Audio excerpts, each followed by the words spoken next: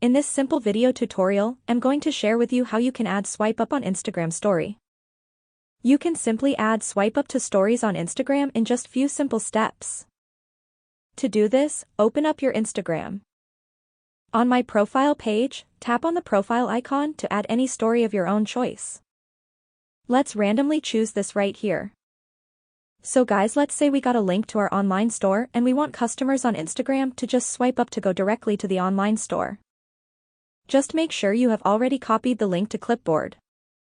Then tap right here. Select link, which is right here. Then paste in our link. To get more engagement, go ahead and customize your link. You can put it anything you wish to.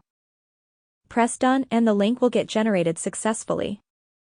After that, tap on the sticker icon and search for swipe up. Choose any sticker of swipe up and add to your story. Edit and make your story engaging before sharing it. Whenever someone taps on the link, it will directly take them to your website.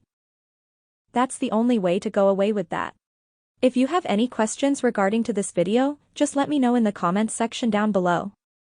Please don't forget to leave a like, share and subscribe for more video tutorials like this one.